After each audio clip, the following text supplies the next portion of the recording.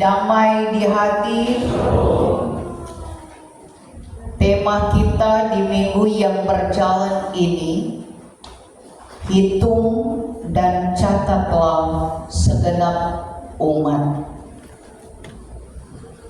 Mengantar kita pada sebuah pemahaman tentang arti dari sebuah hidup yang dianugerahkan oleh Tuhan.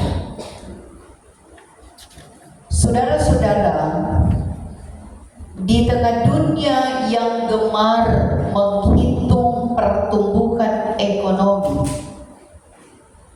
namun sering lupa menghitung penderitaan manusia. Gereja berdiri di persimpangan etis.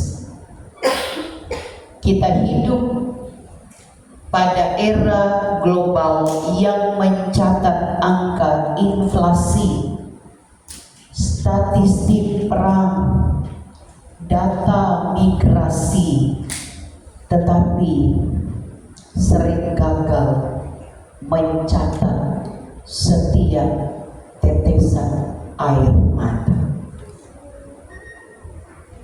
Di Indonesia kita menyaksikan ketimpangan sosial, fragmentasi komunitas, bahkan di ruang gereja ada nama yang dikenal, ada nama atau wajah yang perlahan dilupakan. Disinilah iman Kristen diuji, apakah kita sekedar menghitung demi administrasi atau mencatat karena didasarkan kasih Allah. Sebuah tantangan dalam kehidupan umat di saat ini. Karena itu Alkitab bersaksi bahwa hidup manusia bukanlah sebuah kebetulan, tetapi dikatakan bahwa berharga di mata Tuhan kematian semua orang. Dan oleh karena manusia berharga di mata Tuhan dan mulia, maka ia memberikan manusia sebagai ganti dan bangsa-bangsa sebagai ganti nyawanya. Tuhan tidak pernah bersikap netral terhadap manusia, tetapi ia mengenal, memanggil, bahkan menghitung, bukan untuk menguasai, melainkan untuk merawat. Karena yang dicatat Tuhan tidak pernah dilupakan, dan yang diperhitungkan Tuhan tidak pernah diabaikan ataupun disia-siakan. Bilangan 1 ayat 1 sampai 54 yang sudah kita bacakan tadi adalah sebuah perintah Tuhan kepada Musa ketika mereka ada di padang gurun Sinai untuk menghitung orang Israel berdasarkan suku, berdasarkan keluarga dan nama. Pendataan yang dilakukan setelah pembebasan dari Mesir dan sebelum perjalanan panjang menuju tanah perjanjian ini bukan sebuah sensus politik, tetapi melainkan adalah sebuah tindakan iman yang menata umat Allah sebagai komunitas perjanjian Allah yang siap berjalan bersama, teratur dan bertanggung jawab di hadapan Tuhan. Dikatakan tadi, hitunglah, dalam bilangan 1 tidak lahir dari paranoia kekuasaan, melainkan dari logika perjanjian bahwa Allah yang membebaskan Israel dari perbudakan tidak membiarkan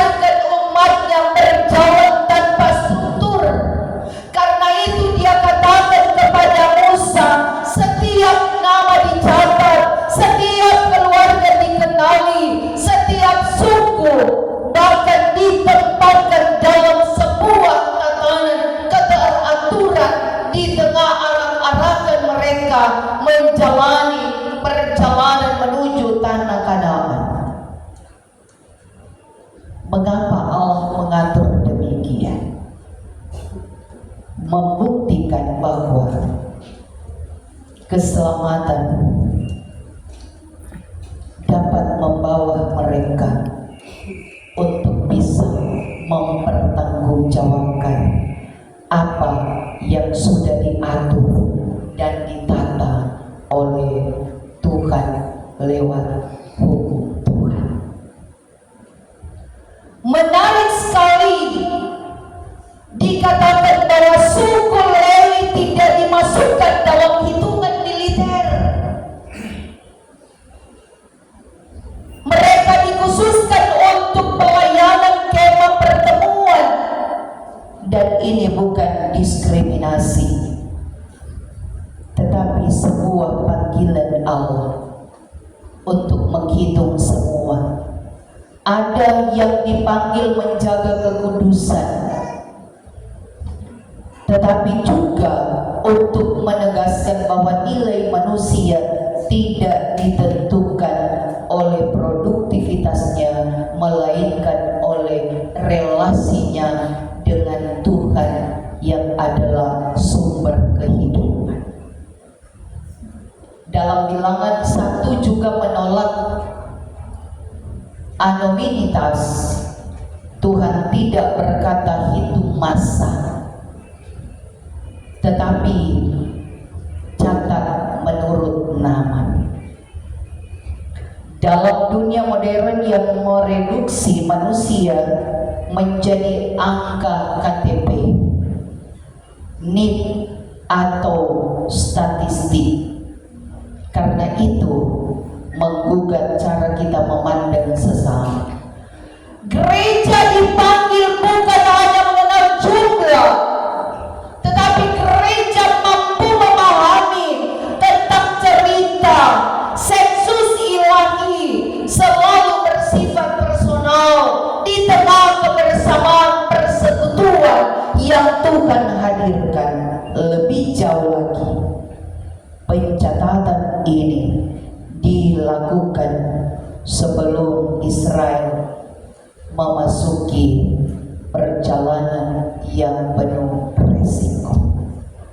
Artinya, sebelum mereka melangkah lebih jauh, Tuhan ingin umatnya untuk saling mengenal dan tahu dengan setiap posisi tanggung jawab yang sudah diatur oleh Tuhan, sehingga tidak ada perjalanan iman yang sehat tanpa kejelasan identitas dan keterlibatan.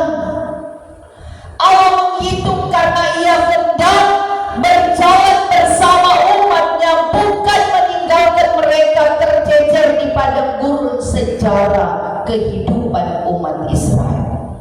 Tapi Allah yang menata ciptaan dengan hikmat, karena keteraturan bukan lawan Roh Kudus, melainkan buah dari sebuah ketaatan dan kesetiaan. Gereja yang hidup adalah gereja yang teratur demi membangun satu tubuh Kristus. Karena itu, tahun pelayanan kita di 2026, kita akan mengakhiri pelayanan yang sudah Tuhan percayakan dan hendak dimulai dengan penataan dan pendataan lewat sensus jemaat. Ternyata aturan yang gereja telah lakukan ini adalah sudah dilakukan sejak dalam perjanjian Allah. Di tengah keteraturan yang dapat dilakukan ini, kita hendak mampu mengarahkan bahwa sesungguhnya gereja berdiri di titik penting sejarah pelayanannya, dan kita tidak hanya terfokus pada sensus, bukanlah sekedar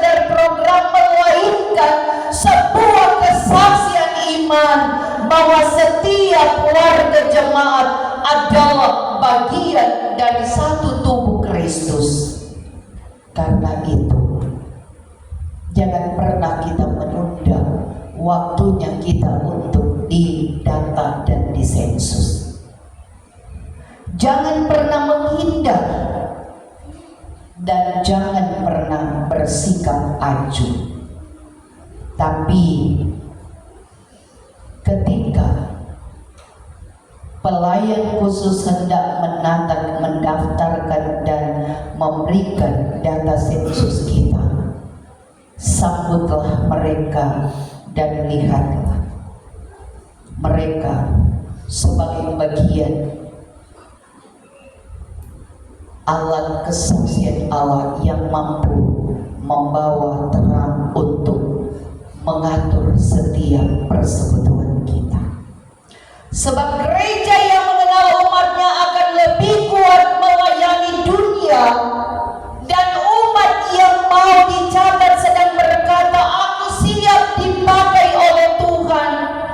Dimanapun kita berada, di tempat kita, di tempat kerja, di mana saja, kita bisa mengatakan aku siap untuk melayani Tuhan tanpa harus melihat resiko, tantangan yang apa kita alami dan kita jumpai.